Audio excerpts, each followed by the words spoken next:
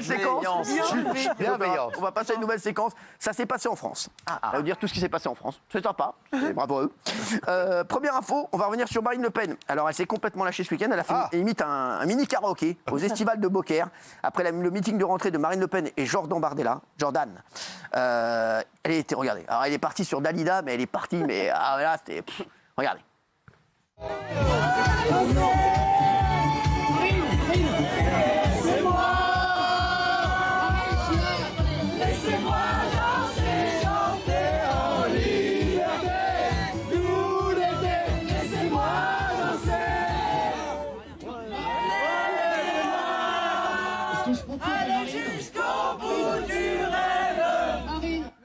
Sachez que Marine Le Pen sera à la bar mitzvah du petit chiche sportif samedi.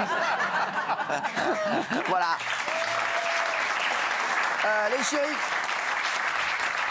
est-ce que vous avez vu ces images complètement incroyables en Mayenne, près d'Ernée en Mayenne, une énorme tornade a soufflé les toits de plusieurs bâtiments agricoles et les gendarmes ont dû intervenir. Regardez ces images, c'est en France, ça fait vraiment flipper, regardez.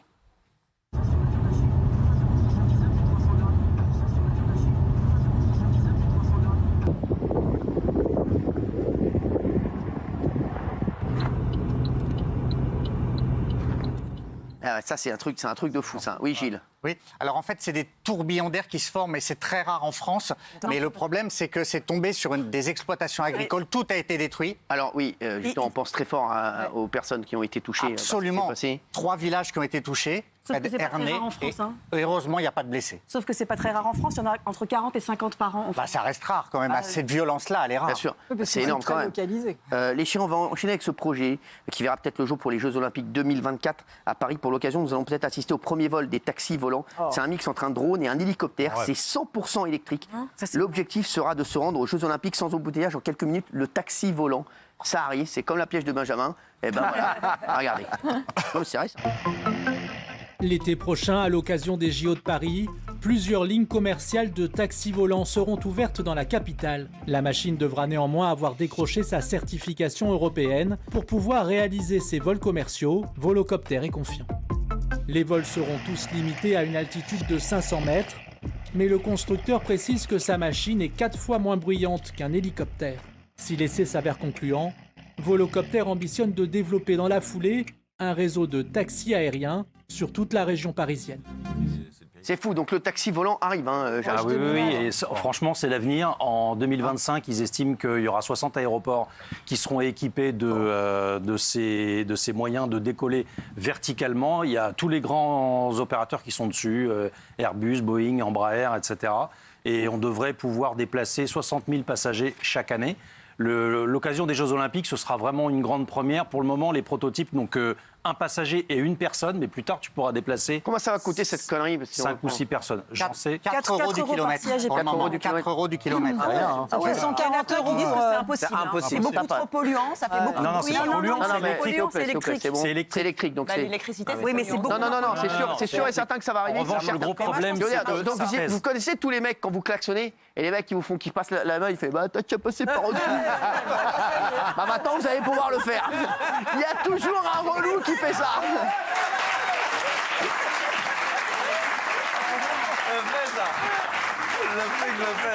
Maintenant, vous allez vraiment pouvoir le faire, c'est magnifique. Voilà, donc ça, c'est fort.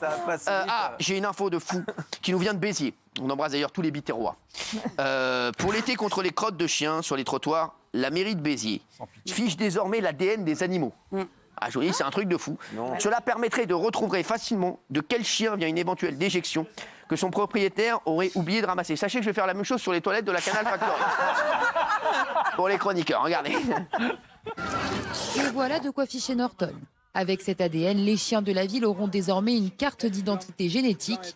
Gare aux propriétaires qui ne ramasseraient donc pas les déjections de leur animal. Ils pourront maintenant être facilement retrouvés. Sans cette carte ADN, impossible désormais de se promener avec son chien dans le cœur de ville, sous peine d'une amende de 38 €. Pour cette expérimentation qui durera 2 ans, le maire de Béziers s'est inspiré de nos voisins espagnols et italiens, où la carte génétique semble avoir fait ses preuves.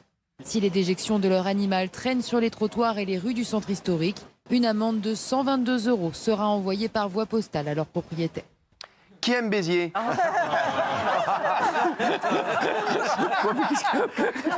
Autour de la table. Oui. Moi, je trouve ça génial. Ça coûte 80 000 € par an à la ville. Ils ont trouvé un moyen. En plus, les premières détections là, avec les chiens, c'était gratuit. Ouais. Donc les propriétaires les ont amenés. 700 les ont amenés. Je trouve que c'est une idée de génie, Cyril. Tout le monde devrait le faire. Vous avez envie de Béziers? Merci. Oui. Moi, je trouve ça complètement honteux parce que les 80 000 €, tu peux les mettre dans la sécurité, dans la propreté de la ville. Non, mais ils le mettent aussi dans la sécurité. Tu vas... Ils le mettent aussi dans la Oui, sécurité. mais autant les mettre ailleurs. On va pas mettre 80 000 € moi, dans je suis du caca de complètement chien. d'accord, ça me Moi, rend je fou. refuse totalement qu'on prenne l'ADN de mon chien. Moi, au contraire. Et moi, Mon chien, il fait caca sur le trottoir, j'y serais fière. Non, calmez-vous. Je peux vous dire que je suis complètement d'accord avec ce qu'ils font à Béziers. Bravo, Gilles Verdez. C'est la Bravo. fin d'une incivilité. Il y a des chiens qui vont se retrouver en cavale. Un chien qui sait qu'il a chié quelque part, qui sait qu'il est recherché, il va se barrer, il va s'isoler dans une bergerie. Il n'y aura pas de patrouille. Taisez-vous. C'est magique. Alors, s'il vous plaît, on va passer à cette info incroyable. Olivier Roustin, mon ami que j'adore, Olivier, voilà, s'est fait voler sa nouvelle collection à 10 jours du défilé. Pour rappel, il s'agit du directeur de la maison de couture Balmain. Je l'embrasse fort, Olivier. J'espère que ça va s'arranger pour lui. Il racontait hier sur son Insta qu'il s'est fait dérober 50 tenues du défilé Balmain. Regardez. Né sous X et passionné par la mode, Olivier Roustin parvient à se faire rapidement un nom dans ce milieu en devenant à seulement 25 ans chez Balmain l'un des plus jeunes directeurs artistiques du monde. Et alors qu'il devait présenter dans quelques jours une nouvelle collection lors de la Fashion Week de Paris, l'homme a annoncé une mauvaise nouvelle à ses près de 10 millions d'abonnés sur Instagram. Notre chauffeur nous a appelé et nous a dit qu'il avait été victime d'un hijacking par un groupe de personnes. Le conducteur du camion aurait été attaqué alors qu'il se rendait au bureau de la marque avec la dernière collection à son bord. Au total, ce sont 50 pièces de la marque de luxe qui ont été dérobées. Oui, Gilles Verdez, il y a des infos partout. Une tendance qui se développe. Il y a déjà eu une attaque en juillet au Tremblay en France d'un camion avec du fret de luxe, maroquinerie, etc. Je sais d'ailleurs, même Daniel Moreau a été volé 4 fois. Et en fait, la brigade de répression du banditisme enquête parce qu'ils sont repérés. Là, pour Balmain, en l'occurrence, à l'aéroport, ils ont été suivis ou dans leurs entrepôts, ils sont suivis et ça se revend très bien et très rapidement. Sauf que là, ça ne pourra pas se revendre. C'est invendable. Oui, ça se revend à des collectionneurs privés qui ont demandé Bien avant. sûr, et ça part partout. Ça part partout. Et oui. Merci, s'il vous plaît. Point de vue mode. Sur la mode, on vous appellera demain. Vous avez vu cette histoire? Les nouveaux utilisateurs de X devront payer $1 par an pour pouvoir utiliser la plateforme. Qui va payer? Qui? Gilles Verdez, vous avez payé? Jamais. Jamais, calme-toi, ne dis jamais. Le mois dernier, Elon Musk, patron de la plateforme X, avait évoqué l'hypothèse que son réseau social puisse devenir payant. Un petit paiement mensuel pour l'utilisation de X. C'est le seul moyen auquel je puisse penser pour combattre de vastes armées de robots. Et hier, dans sa démarche qui vise à lutter contre les spams et les faux comptes, la plateforme a annoncé que les nouveaux utilisateurs philippins et néo-zélandais devront payer $1 par mois pour pouvoir rédiger des textes et réagir à ceux des autres. Ah, d'accord, ouais. Pour rappel, Elon Musk avait déjà instauré des fonctionnalités payantes comme la certification. Les nouveaux inscrits qui refusent de payer le dollar symbolique pourront tout de même avoir accès à X, mais en pouvant simplement visualiser les différents contenus sans pouvoir y réagir. Alors... Vous n'avez pas payé? Delphine, vous allez payer, vous, $1. Oui, je vais payer parce que je trouve normal, tout travail mérite salaire et je trouve que c'est une plateforme incroyable pour la liberté d'expression. Donc c'est bien que les gens payent. En revanche, j'étais pas d'accord pour le paiement de la certification parce que maintenant, n'importe qui peut avoir une certification et donc du coup, ça n'a plus d'intérêt. Ça, je suis d'accord. Mais $1 par an, ça va, les gars.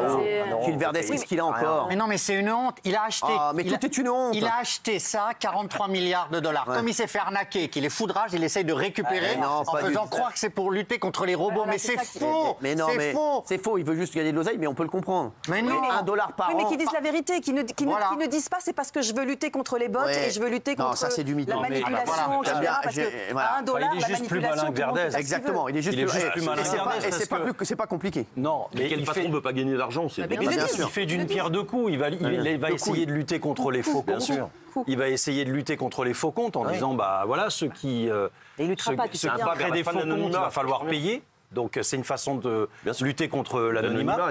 Et en plus, il fait du business, tout simplement. C'est deux choses qui sont. Il y a plein de gens qui ont des robots qui assez éloignés. Moi, je trouve qu'il nous a un peu arnaqué. Ça fait 15 ans qu'on l'utilise gratuitement. Il a habitué les gens à le faire gratuitement. Il a fait pareil avec la certification. Effectivement, il crée une espèce de prestige autour de la certification. Maintenant, il faut payer pour l'avoir, donc tout le monde paye. C'est pas très honnête. La vérité, c'est qu'ils perdent de l'argent avec Twitter et que la pub n'est plus au rendez-vous depuis qu'il a repris Twitter. Oui, mais pas $1 par an. La certification, si le mec sur la certification, tous les autres réseaux sont gratuits, personne ne va payer. Parce que la certification, c'était un repère. TikTok est gratuit, Insta est gratuit. On va payer $1 par an. C'est rien, $1. Il ne perdra pas beaucoup de gens. Symboliquement, il y a plein d'adolescents, de jeunes qui l'utilisent, qui veulent pas symboliquement mettre de l'argent. Ouais, mais qu'est-ce que tu fais de tous ceux qui créent 50 comptes pour dire des saloperies? Voilà, moi je suis d'accord avec Jacques. C'est un moyen de lutter. T'as raison, Pascal. Moi je suis d'accord avec Jacques. Si ça permet juste de réduire le nombre de faux comptes qui pourrissent la vie des autres, mais $1, ça bien sûr que si le mec, quand ça va lui coûter 50 comptes, ça fait 50 balles, ça veut dire qu'il va pas le faire. C'est pas les individus qui posent problème, c'est les sociétés, les États, les machins, et avec des raids de. Pour les sociétés, c'est pas assez. Pour les sociétés, c'est pas assez. Il faut aussi enlever l'anonymat et demander les passeports et les cartes d'identité sans que ça coûte de l'argent. Ouais, mais au moins il fait quelque chose. Je trouve que voilà, il lance un message. Vous faites quoi, vous? Rien. Merci.